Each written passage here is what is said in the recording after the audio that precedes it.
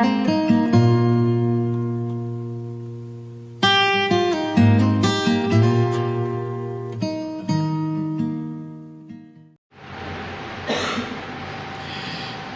bem, vamos nesse momento abrir a palavra de Deus em Juízes 3, vamos dar continuidade à série de pregações em Juízes, vamos fazer a leitura desse capítulo.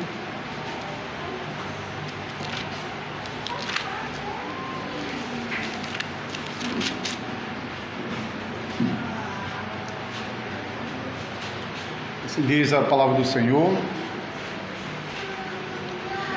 são estas as nações que o Senhor deixou para por elas provar a Israel, isto é, provar quantos em Israel não sabiam de todas as guerras de Canaã. Isto tão somente para que as gerações dos filhos de Israel delas soubessem, para lhes ensinar a guerra, pelo menos as gerações que dantes não sabiam disso. 5 príncipes dos filisteus e todos os cananeus, sidônios e heveus que habitavam nas montanhas do Líbano, desde o monte Baal-Hermon até a entrada de Amados. Esses ficaram para por eles o Senhor pôr Israel à prova, para saber se daria ouvidos aos mandamentos que havia ordenado a seus pais por intermédio de Moisés. Habitando, pois, os filhos de Israel no meio dos cananeus, dos heteus e amorreus e ferezeus e heveus e jebuseus, tomaram de suas filhas para si por mulheres e deram as suas próprias aos filhos deles e rendiam culto a seus deuses. Os filhos de Israel fizeram o que era mal perante o Senhor e se esqueceram do Senhor seu Deus e renderam culto aos Baalins e ao poste ídolo. Então a ira do Senhor se acendeu contra Israel e ele os entregou nas mãos de Cusã-Risataim, rei da Mesopotâmia. E os filhos de Israel serviram a Cusã-Risataim 8 anos.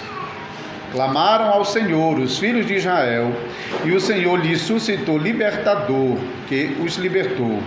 Otniel, filho de Kenaz, que era irmão de Caleb, e mais novo do que ele, veio sobre ele o Espírito do Senhor, e ele julgou a Israel. Saiu a peleja, e o Senhor lhe entregou nas mãos a Cusã-Risataim, rei da Mesopotâmia, contra o qual ele prevaleceu. Então a terra ficou em paz durante 80 anos. Otniel, filho de Kenaz, faleceu. Tornaram então os filhos de Israel a fazer o que era mal perante o Senhor, mas o Senhor deu poder a Eglon, rei dos Moabitas, contra Israel, porquanto fizeram o que era mal perante o Senhor. E ajuntou consigo os filhos de Amon e os amalequitas, e foi e feriu a Israel, e apoderaram-se da cidade das palmeiras. E os filhos de Israel serviram a Eglon, rei dos Moabitas, 18 anos. Então os filhos de Israel clamaram ao Senhor, e o Senhor lhes suscitou libertador. Eude, homem canhoto, filho de Gera, benjamita, por intermédio dele enviaram os filhos de Israel tributo a Eglon, rei dos Moabitas.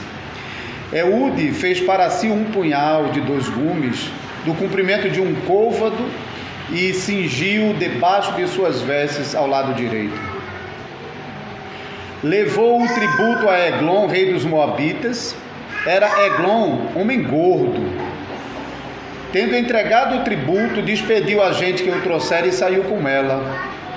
Porém voltou do ponto em que estavam as imagens de escultura ao pé de Gilgal e disse ao rei: tenho uma palavra secreta a dizer-te, ó rei. O rei disse: cala-te. Então todos os que lhe assistiam saíram da sua presença. Eude entrou numa sala de verão que o rei tinha só para si, onde estava sentado, e disse: tenho a dizer-te uma palavra de Deus. E Eglon se levantou da cadeira. Então Eude, estendendo a mão esquerda, puxou o seu punhal do lado direito e lhe cravou no ventre, de tal maneira que entrou também o cabo com a lâmina. E porque não o retirou do ventre, a gordura se fechou sobre ele. E Eude, saindo por um postigo, passou para o postigo, depois de cerrar sobre ele as portas, trancando-as. Tendo saído, Vieram os servos do rei e viram, e eis que as portas da sala de verão estavam trancadas. E disseram: sem dúvida está ele aliviando o vento na privada da sala de verão. Aborreceram-se de esperar, e como não abria a porta da sala, tomaram da chave e a abriram. E eis seu senhor estendido morto em terra. Eude escapou enquanto eles se demoravam, e tendo passado pelas imagens de escultura, foi para Seirá. Tendo ele chegado, tocou a trombeta nas montanhas de Efraim, e os filhos de Israel desceram com ele das montanhas, indo ele à frente. E lhes disse: segui-me, porque o Senhor entregou nas vossas mãos os vossos inimigos, os moabitas, e desceram após eles e tomaram os vales do Jordão contra os moabitas, e a nenhum deles deixaram passar. Naquele tempo feriram dos moabitas uns 10.000 homens, todos robustos e valentes, e não escapou nem sequer um. Assim foi Moabe subjugado naquele dia sob o poder de Israel, e a terra ficou em paz 80 anos. Depois dele foi Sangá, filho de Anate, que feriu 600 homens dos filisteus com uma aguilhada de bois, e também ele libertou a Israel. Vamos orar e vamos pedir a bênção do Senhor durante essa pregação. Senhor Deus, nós rogamos o teu auxílio para que mais uma vez a leitura da tua palavra, que nos foi proferida solenemente, e também a pregação dela, sejam instrumentos nas mãos do teu Espírito Santo, o pregador interior, que pode fazer mais do que o pregador exterior. Ele pode pegar essas palavras e levar para dentro do coração do homem. Faze isso, Senhor, nós te suplicamos, para que essas palavras sejam poderosas em nosso coração, para que elas sejam para o nosso bem e não para a nossa condenação. Em nome de Jesus Cristo. Amém. Amados irmãos e irmãs, visitantes também que estão conosco, nós já ouvimos duas pregações, no capítulo 1 e no capítulo 2 do livro de Juízes. Essa é a terceira pregação. E juntando os dois primeiros capítulos de Juízes, nós temos um resumo geral, que é o resumo de todo o livro. É que a fidelidade de Deus sempre triunfa sobre a infidelidade do seu povo. Sempre. O capítulo 1 mostrou que Deus se manteve fiel à aliança que ele estabelecera com os filhos de Israel, tirando os filhos de Israel do Egito, colocando os filhos de Israel dentro de Canaã, a terra da promessa. Mas Israel, por sua vez, não se manteve fiel à aliança de Deus. Israel não se manteve como a geração de Josué, que obedeceu a Deus e fez exatamente o que Deus havia ordenado. Por exemplo, essa geração, depois de Josué, não continuou a expulsar os cananeus da terra, não eliminou o restante dos cananeus da terra que ficaram depois da morte de Josué. E isso constituía a quebra da aliança, porque como parte da aliança, Deus havia ordenado a Israel que, entrando em Canaã, não permitisse que nenhuma das nações pagãs de Canaã permanecesse na terra, porque a permanência dessas nações na terra, de um lado, era uma ofensa a Deus, porque a terra que Deus estava santificando para ser a terra onde ele e o seu povo habitariam, estava sendo contaminada pela idolatria dessas nações que Israel permitiu permanecer em Canaã. Do outro lado, essas nações seriam um tropeço para a própria nação pactual de Israel. E naquele momento, na pregação do primeiro capítulo, nós aprendemos como mensagem que a nossa tendência ao pecado, a nossa persistência no pecado, aponta para a necessidade de um Salvador poderoso, um Salvador que possa guardar a aliança de Deus em nosso lugar. E depois, no capítulo 2, nós vimos sobre o castigo que Deus anunciou a Israel por causa dessa quebra da aliança. Deus, no capítulo 2, anunciou que usaria as próprias nações que Israel deixou ficar em Canaã, para, por meio delas, castigar a Israel. Mas vimos também que Deus não castigou Israel com o castigo que Israel realmente merecia. Que Israel merecia ser destruído pelas nações que ele havia deixado em Canaã. Mas apesar disso, Deus concede a Israel livramento após livramento das mãos dos seus inimigos, levantando libertadores que Israel não merecia. Então, o castigo definitivo que Israel merecia, Deus desviou de Israel e derramou sobre o Salvador Jesus Cristo, que estava sendo apontado em todos esses libertadores que estavam sendo levantados na nação de Israel. Mas apesar disso, estamos aprendendo também que Deus ainda está usando essas nações para disciplinar Israel, não com um castigo definitivo, mortal, destrutivo, mas como disciplina, para ensinar a Israel a temer ao Senhor e para guardar Israel do mal e estimular Israel à fé no seu Salvador. Então, a partir de agora, a partir do capítulo 3, o que nós temos são várias histórias que nos fornecem exemplos concretos de como aquilo que foi ensinado no capítulo 1 e no capítulo 2 agora concretamente acontece na vida de Israel. Aqui no capítulo 3 nós temos 3 histórias. A história da libertação de Otniel, de Eude e de Sangar. Embora a última é bem pequenininha, mas são 3 histórias que nos ensinam como Deus estava usando aquilo que ele revelou no capítulo 1 e no capítulo 2 com a nação de Israel. Então podemos resumir como tema dessa pregação que a fidelidade de Deus sempre vence a infidelidade do seu povo.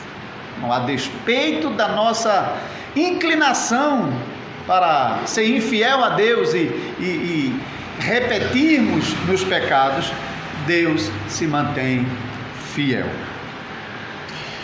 Então notem os irmãos, nos primeiros versículos desse capítulo 3, que o texto lista as nações que Deus deixou em continuar em Israel, em Canaã, melhor dizendo, que Israel não havia destruído, porque Deus não tomou a iniciativa de, já que Israel não destruiu essas nações, eu vou destruir. Deus não faz isso. Deus, já que Israel não destruiu essas nações, Deus agora deixa essas nações para usar essas nações como disciplina contra Israel.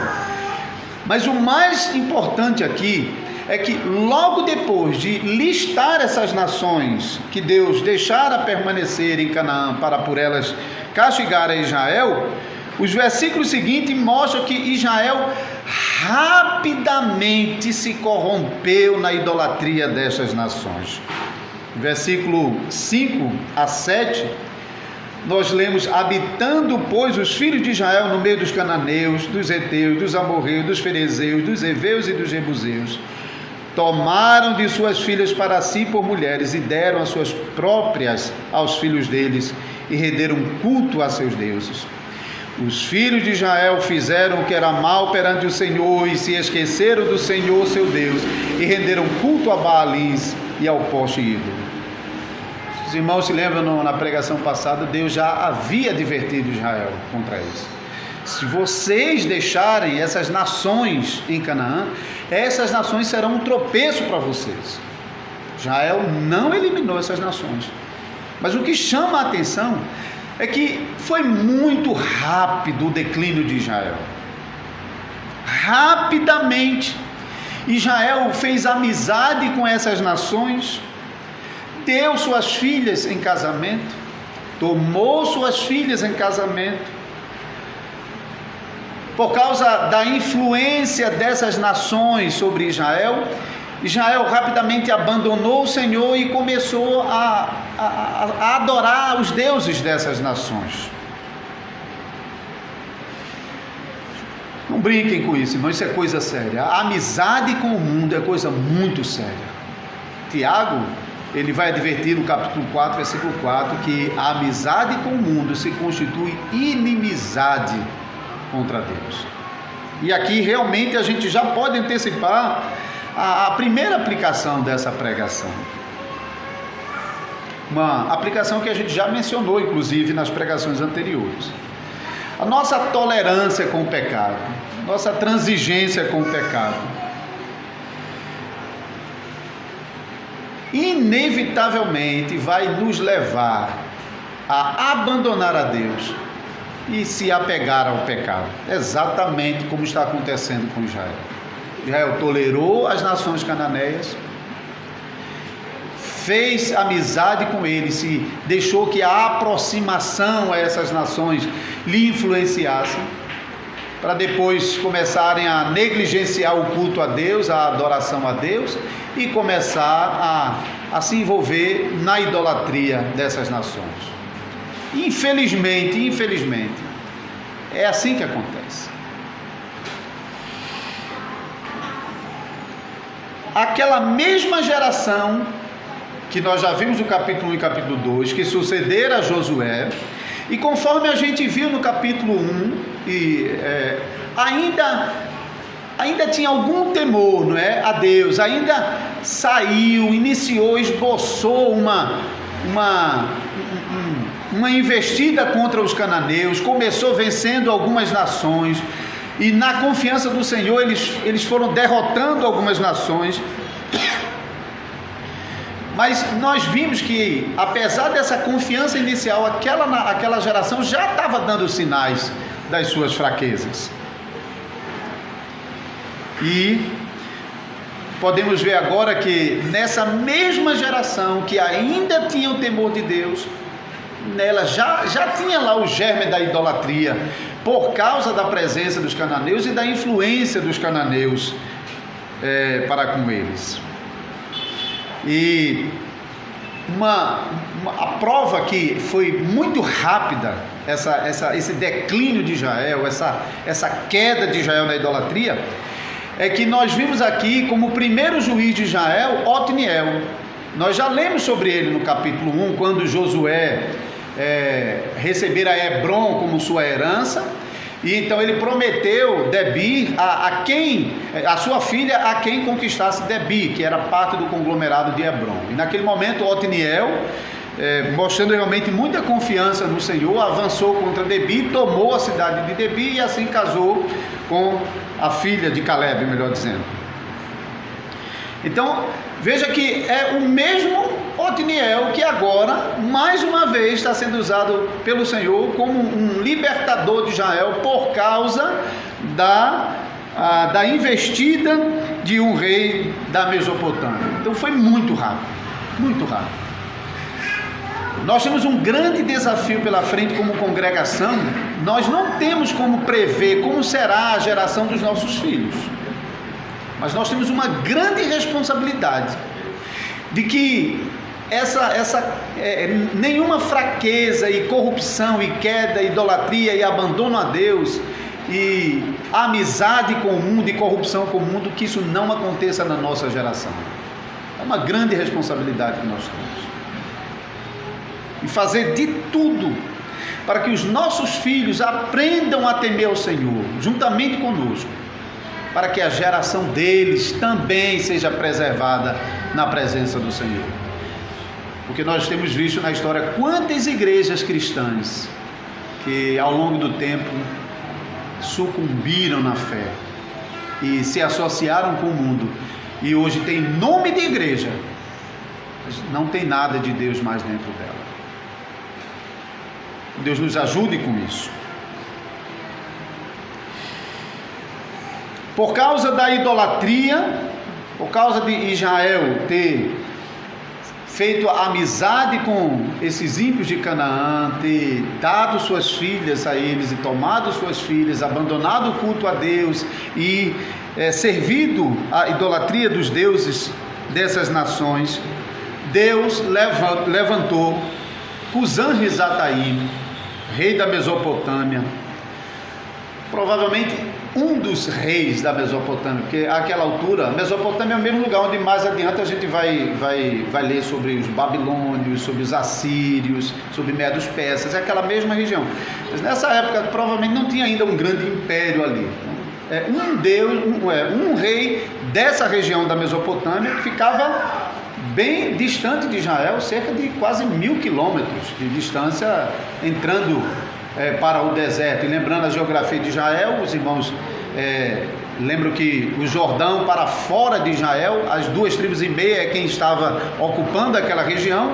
Então a Mesopotâmia ficava então entrando para o deserto nessa direção, cerca de 1000 quilômetros.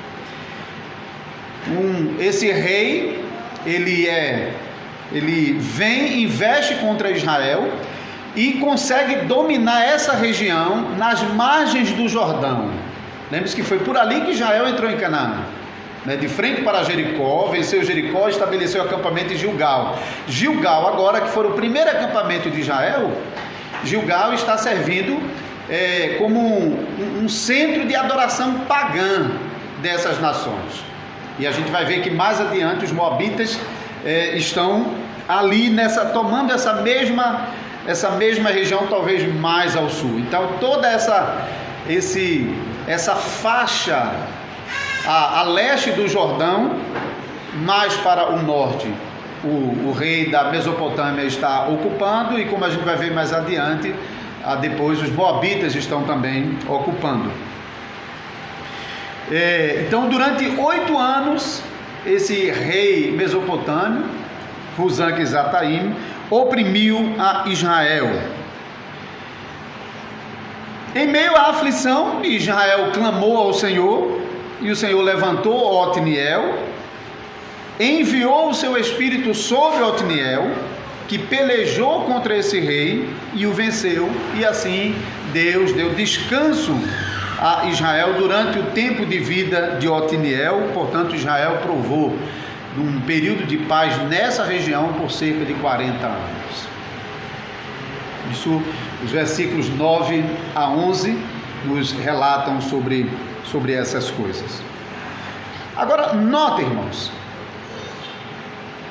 Israel não venceu essa guerra por causa da sua força, do seu poderio, mas Israel venceu essa guerra porque Deus enviou o Espírito Santo sobre Otniel, versículo 10. Então Deus usou um homem, e por meio desse homem libertou Israel da opressão do rei mesopotâmio.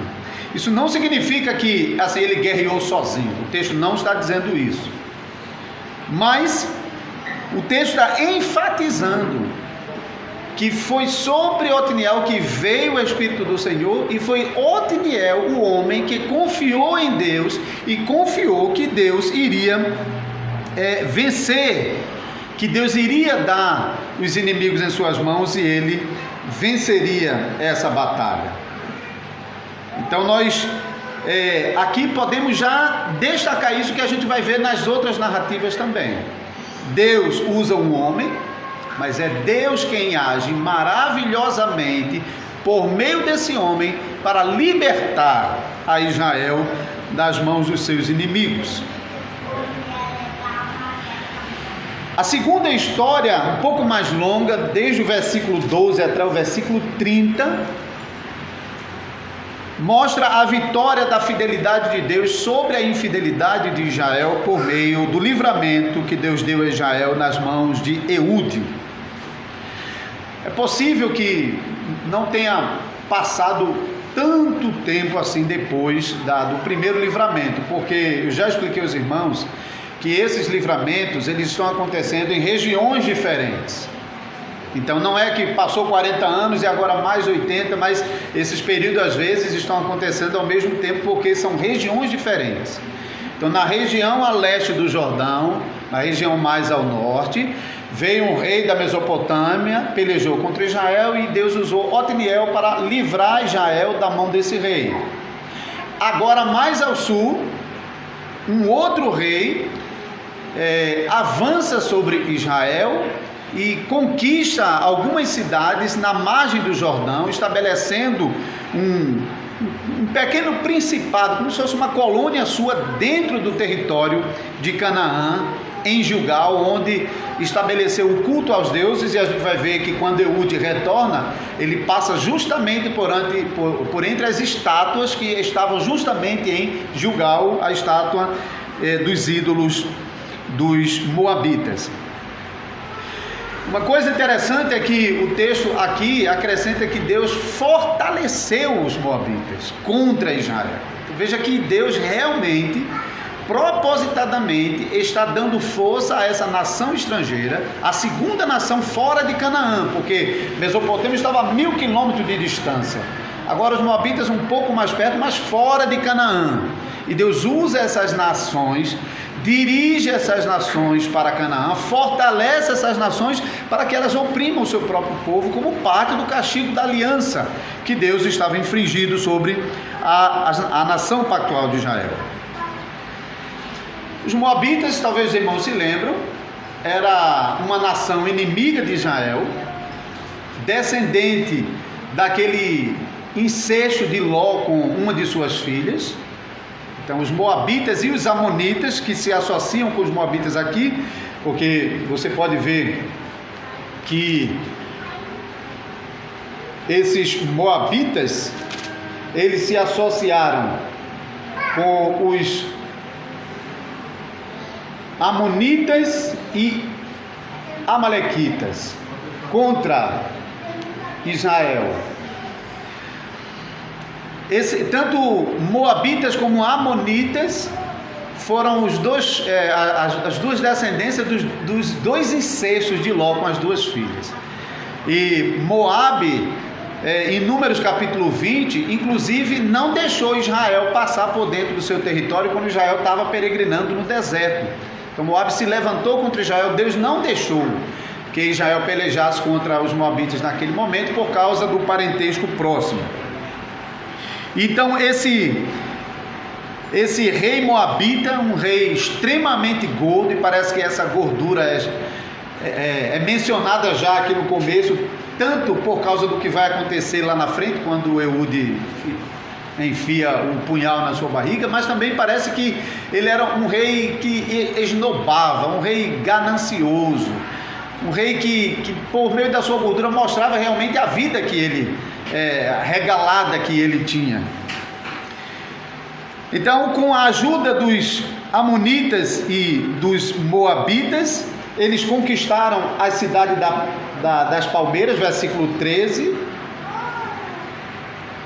Cidade das palmeiras, já mencionei outra pregação, era Jericó, né? Era a região de Jericó, era conhecida como cidade da palmeira. E assim estabelece ali a sua cidade e fortaleza dentro de Canaã, por meio da qual esse rei está oprimindo Canaã e recebendo, oprimindo Israel e recebendo os tributos de Israel.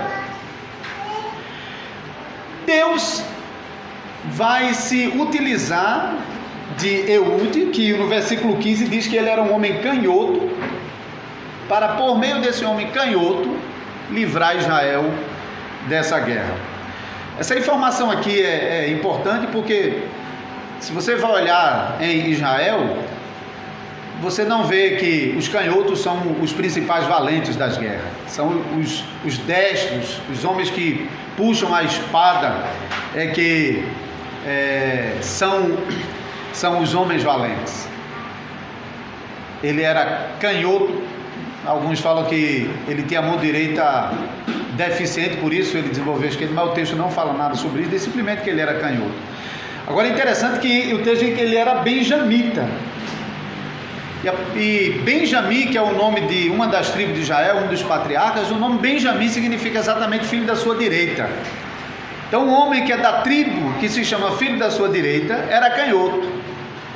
Não tinha muita reputação de valentia para a guerra por ser canhoto, mas é justamente ele que Deus está usando para libertar Israel. Então aqui a gente já começa a perceber que não é a valentia e a força do povo que está libertando Israel, é Deus. por meio desse homem que não tinha a reputação de valentia, mas confiou no Senhor, por meio desse homem é que Deus vai dar a vitória a Israel. Notem também que Eude elabora um plano aqui meio mirabolante aqui, né? Ele planeja, versículo 17, levar um tributo para esse rei moabita. Provavelmente não dá para ficar muito claro onde exatamente esse rei estava, mas provavelmente era em Moabe, porque fala sobre a sua casa de verão, sobre o seu palácio, o seu trono, embora às vezes o rei estabelecia tronos onde eles estavam, e às vezes o trono era até conduzido, mas possível que tenha sido mesmo lá em Moabe. Então Eude prepara um presente para levar ao rei moabita, mas ele também prepara um punhal de mais ou menos 40 centímetros, um côvado é mais ou menos esse tamanho, de 2 lâminas, coloca escondido debaixo da roupa do lado direito, embora ele era canhoto, né? Mas coloca do lado direito, ele era da tribo da mão direita, e coloca embaixo da roupa e vai para levar o presente até esse rei gordo, o rei dos moabitas. Chegando lá, ele entrega o presente, e depois de entregar o presente, ele vai embora, se despede, vai com a comitiva, mas na metade do caminho ele despede a comitiva e volta, e diz para o rei: olha, rei, eu tenho uma palavra do Senhor para te dizer secretamente. Então o rei entra com ele dentro de sua sala de verão, uma área reservada, onde o rei descansava sem ser perturbado, e entra ali, e ali sozinho ele e o rei, ele diz: a palavra que eu tenho do Senhor para ti é essa. Ele mete a mão esquerda, a mão canhota, do seu lado direito, tira o punhal, e com esse punhal ele enfia com tanta força na barriga desse rei que entra com cabe tudo, como a gente diz, né?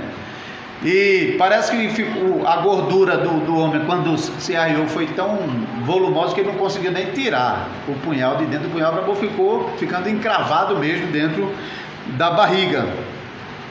E então, como ele estava dentro com o rei, ele trancou as portas pelo lado de dentro e escapou por alguma abertura improvisada que existia. O texto não diz que ele saiu pela porta, mas ele, por algum postíbulo, alguma aberturazinha, ele conseguiu escapar e sair e voltar para o território de Canaã, e passou pela região das estátuas, onde era o centro do governo moabita no território de Israel, e convoca aqueles que estavam na região de Efraim para a peleja contra os moabitas. E assim Israel mata o rei dos moabitas, enfraquece a sua liderança, e agora Eude convoca a nação para pelejar contra o restante do povo que estava no território de Israel, e ele faz isso em nome do Senhor. Isso é muito importante, porque o versículo 28, Eude diz assim: segui-me, porque o Senhor entregou nas vossas mãos os vossos inimigos, os moabitas, e desceram após ele, tomaram os vales do Jordão, aquelas passagens rasas do Jordão, contra os moabitas, e nenhum deles deixaram passar. Naquele tempo feriram dos moabitas uns 10.000 homens, todos robustos e valentes, não escapou nenhum sequer. Então a parte do exército moabita que estava dentro de Canaã, oprimindo Israel, foram totalmente eliminados. E notem, apesar do plano mirabolante de Eude para matar o rei e assim libertar Israel, notem que ele não está atribuindo a sua confiança ao seu plano mirabolante. Ele está convocando o povo à batalha na confiança de que Deus entregou os inimigos nas suas mãos. Não é o plano mirabolante, não é a sua audácia de entrar dentro do palácio do rei e matar o rei inimigo dentro do seu palácio. Isso é muita ousadia. Mas ele não atribui a sua ousadia à vitória, mas ele atribui o fato de que Deus foi quem entregou os moabitas nas mãos de Israel. Então Deus ainda usa os homens, os meios, os nossos planos, nossa força, Deus usa. Mas não são os nossos planos, nossa força, que vencem os nossos inimigos. É Deus. Guardem isso. A última história daqui do capítulo 3 está no versículo 31, que é uma história bem curtinha, de apenas um versículo, mas que mais uma vez mostra a vitória da fidelidade de Deus sobre a infidelidade de Israel. Nos dias de Sangá, Israel estava sofrendo também, só que agora veja, numa região completamente diferente. Nós estávamos a leste do Jordão, no norte e no sul aqui da faixa do Jordão. Lá em cima o rei da Mesopotâmia, que havia oprimido Israel. Depois mais para baixo, mais próximo ao Mar Morto, o rei Moabita, que estava oprimindo Israel. Agora a gente atravessa toda Canaã e vai lá para o outro extremo, nas margens do mar Mediterrâneo, onde os povos filisteus tinham as suas cidades. E esses povos filisteus são citados lá no início do capítulo 3, quando fala sobre o versículo 3, os 5 príncipes dos filisteus que estavam em Canaã e contra os quais Israel constantemente estava pelejando. Então Sangá, ele é levantado no meio do povo de Israel para pelejar contra os filisteus.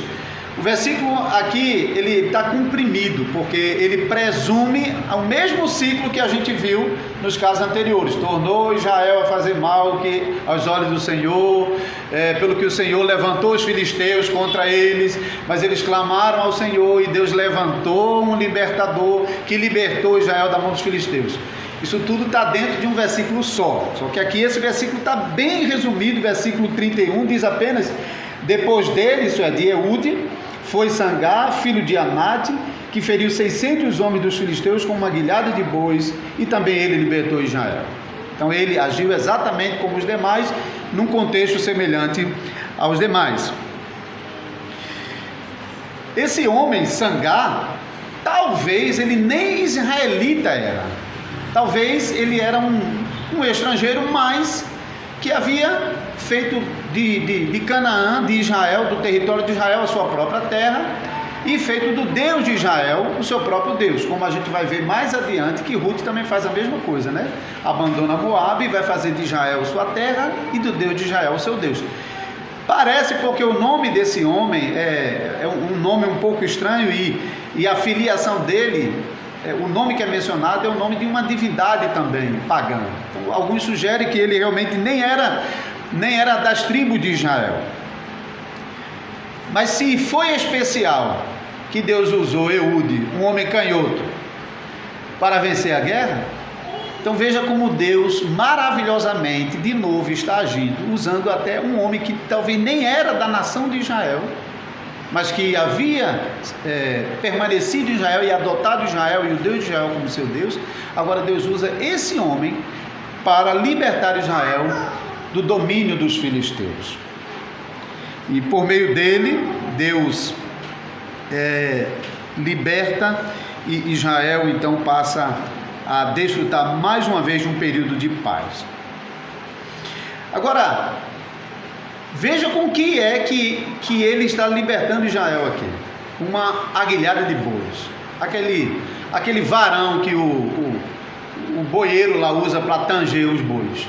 Jogar para cá, botar para cá e botar para lá. Irmão, pense nisso. Imagine esse camarada com essa vara vencendo 600 homens. Pense mesmo. Depois desse camarada derrotar 600 homens com essa vara, você acha que algum filisteu ia querer encarar ele? E esse caba não é ser humano normal, não. Esse cara aí parece um deus, porque não é possível. Então você pode imaginar como o restante dos filisteus ficaram aterrorizados depois que ele, com uma vara, venceu 600 homens. Então isso realmente mostra que não é por meio dos homens que Deus vence os nossos inimigos. Não foi em sangar, com a sua força, com sua valentia. Foi Deus, pelo seu poder, espantando e vencendo os inimigos de Israel, ainda que Deus estivesse usando homens para fazer isso. Deus não deixou de usar meios. Mais uma vez, é Deus salvando o seu povo por meio de um Salvador que de si mesmo não tinha nada de extraordinário, mas que, sendo usado por Deus, provocava espanto em qualquer um. Israel já vinha fazendo isso desde a época de Josué. Muita coisa extraordinária que Deus vinha fazendo por meio de Josué e da nação de Israel, e mais uma vez Deus está fazendo coisas extraordinárias aqui, salvando o seu povo por meio desses homens que estão sendo levantados como libertadores. Mas esses homens morreram, foram sepultados, estão aguardando o dia da ressurreição. Então nenhum desses homens era um salvador definitivo, era o salvador que Israel precisava. Mas eles estavam servindo como libertadores em determinado lugar, em determinado momento, e por meio desses libertadores, Deus ensinava a Israel sobre a necessidade de se livrar de vez do pecado que cada vez de novo levava Israel à idolatria, ao pecado, ao abandono de Deus. Então, nessas 3 histórias de libertação, aprendemos que esses homens que livraram Israel das mãos dos seus inimigos apontavam para o Salvador Jesus Cristo. Israel não tinha condição de escapar da opressão dos seus inimigos. Nem esses homens em si mesmos tinham condição de fazer isso. Mas Deus usou esses homens para apontar para o nosso libertador, o nosso Salvador Jesus Cristo. O Salvador que não apenas em um momento, em um lugar ou em um contexto específico, mas um Salvador que assumiu a nossa humanidade para vencer o pecado de uma vez por todas por nós. Da mesma forma, Deus fez coisas maravilhosas por meio de Jesus Cristo. Deus venceu o pecado de um modo que ninguém podia imaginar. Assim como a gente está vendo Sangar aqui vencer com uma ilhaga de boi, derrotar um povo, Deus também, por meio de Jesus, o nosso Salvador, que se tornou homem como nós, Deus libertou o seu povo da servidão do pecado de um modo inusitado, porque ninguém podia imaginar que o Salvador, morrendo na cruz, pudesse libertar o seu povo. Quem podia imaginar isso? Não é à toa que Paulo vai dizer que a cruz é escândalo para os judeus, loucura para os gentios. E para eles era inimaginável. Um homem que morre na cruz é um fraco. Ele morreu, acabou, não fez nada, não conseguiu nada. Mas foi exatamente assim que Deus maravilhosamente conquistou a nossa redenção. Então, irmãos e irmãs, quanto à nossa salvação, já temos dito, não devemos ter nenhuma dúvida, nosso Salvador Jesus Cristo já nos libertou do domínio do pecado e da condenação do pecado. Não precisamos nos preocupar. Não fomos libertos por um Salvador fraco para depois cair na mão de outro inimigo. Como, infelizmente, os libertadores de Israel, eles foram por Deus usados durante o período de sua vida, mas eles morreram e Israel ficou sem o Salvador. Mas com Cristo não é assim. Não precisamos ter medo de perder a nossa salvação, porque a nossa salvação foi conquistada por um Deus que vive eternamente, um Deus que não pode ser vencido, um Deus que não perde batalha, um Deus que conquistou para ostentar como seu o povo da aliança. Portanto, devemos estar absolutamente certos e confiantes da nossa salvação em Cristo Jesus. Mas lembre-se que aqui Deus está usando essas nações e as guerras para ensinar a Israel as obras do Senhor, a salvação do Senhor, a batalha do Senhor contra os nossos pecados. E nessas batalhas, Deus usa a própria nação de Israel. Então pense também sobre nós. Os pecados que persistem em nossa natureza humana, de fato, não tem nenhum poder para nos condenar. Não tem. Mas Deus ainda usa as batalhas contra os nossos pecados para nos disciplinar e para, por meio delas, nos estimular a confiança e a fé nele. Assim, queridos irmãos e irmãs, devemos ter muito cuidado com a presença do pecado em nós e fora de nós. Não devemos brincar com o pecado. Lembre-se da advertência que Deus deu a Israel, para não permitir que o pecado, que as nações pagãs continuassem em Canaã, porque isso, de um lado, seria ofensa a Deus, do outro lado, seria um tropeço para eles. Nós ainda temos de lidar com a presença do pecado em nossa natureza humana.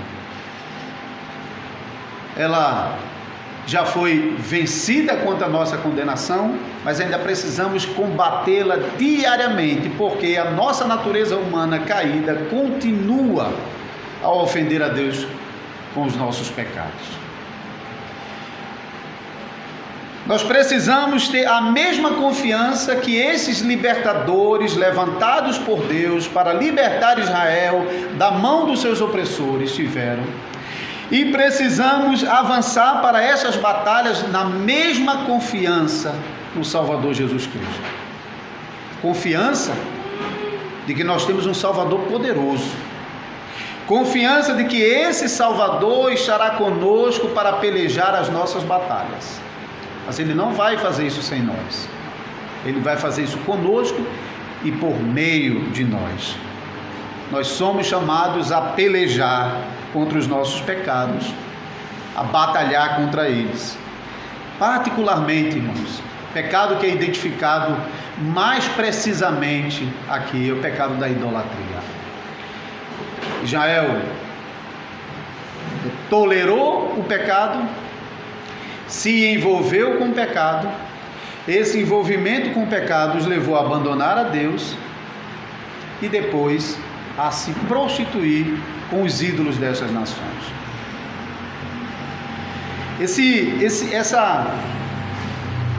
Esse processo de decadência, de corrupção e de apostasia continua o mesmo. Não pense que idolatria começa de uma hora para outra, não. Começa não. Idolatria começa com a sua transigência com o pecado. Você começa a permitir certos pecados. Você daqui a pouco está se relacionando com esses pecados de uma maneira mais íntima. Daqui a pouco esse pecado lhe domina. E agora você está como escravo dele, servindo a ele. É assim.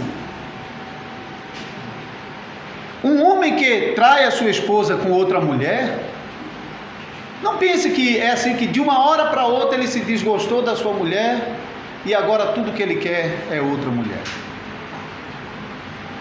Não é assim. Ele começa admirando, tolerando que os contatos com a mulher cresçam, se tornem uma coisa mais atraente. Ele vai cedendo, ele vai gostando, ele vai permitindo que isso cresça, que se aproxime, e daqui a pouco ele avança, como os filhos de Israel avançaram, dando as suas filhas, até que chega ao ponto de manterem relações íntimas. Mas isso não começou de uma hora para outra. Mas depois que está lá, o pecado domina a pessoa, escraviza. A pessoa passa a ser servo daquele pecado. E o que o pecado faz é o que fez também com Israel. O pecado cega, a idolatria cega. Porque não é possível que um homem em sua sã consciência não olhe para a sua esposa e não diga: é a mulher que Deus me deu, a mulher com quem eu tenho que viver e ser fiel. Mas o pecado cega tudo isso. E a gente às vezes pode ver coisas esquisitas dominando a vida de uma pessoa, porque àquela altura o pecado já cegou o entendimento. Ele já não consegue mais olhar para Deus e ver a beleza em Deus, o poder em Deus, o prazer em Deus.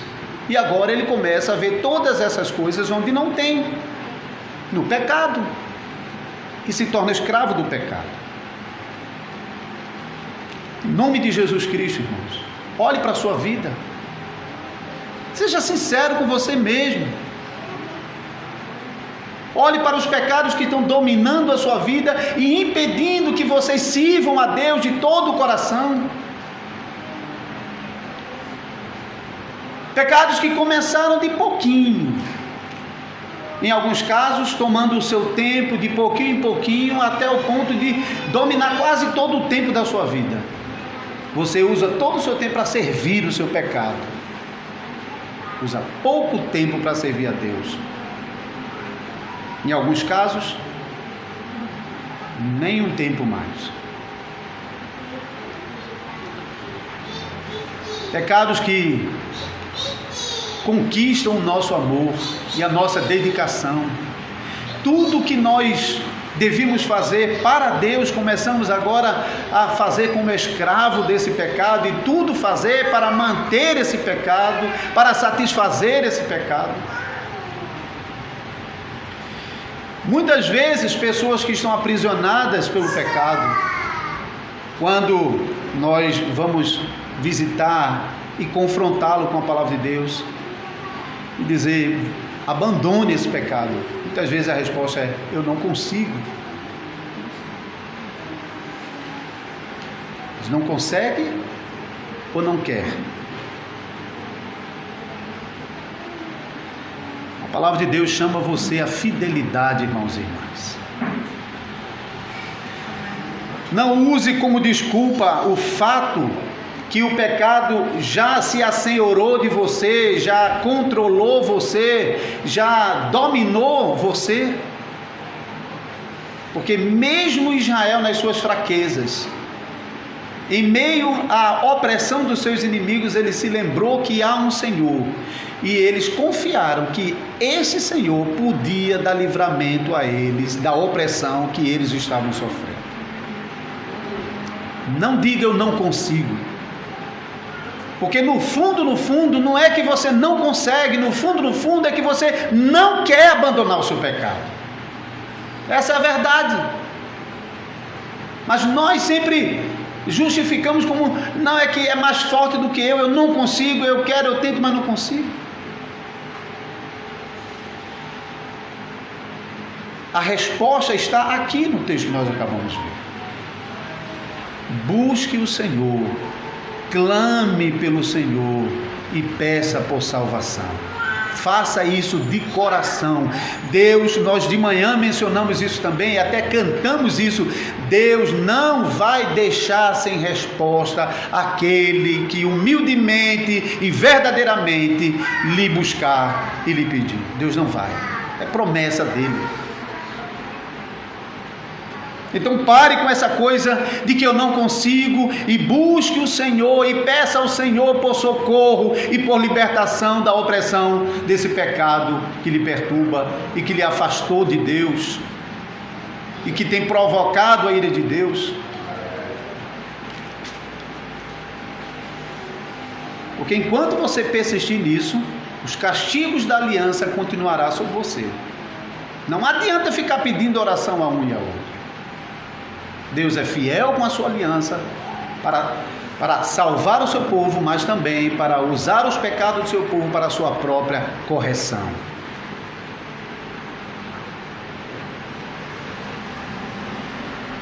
Olhe para a ceia do Senhor e aprenda com a ceia do Senhor que aquilo que nós precisamos, Ele nos concede. quando nós tomamos o pão, quando bebemos o vinho, nos é prometido a graça que nós precisamos para continuar em comunhão com Deus, desfrutando do amor e da presença de Deus e se mantendo longe do pecado. Aproximem-se, irmãos, portanto, a Deus com sincero coração, confiança no Salvador Jesus Cristo, de que aquilo que você não consegue, a certeza de que aquilo que você não consegue fazer, você tem um Salvador poderoso que faz por você e junto com você. Amém.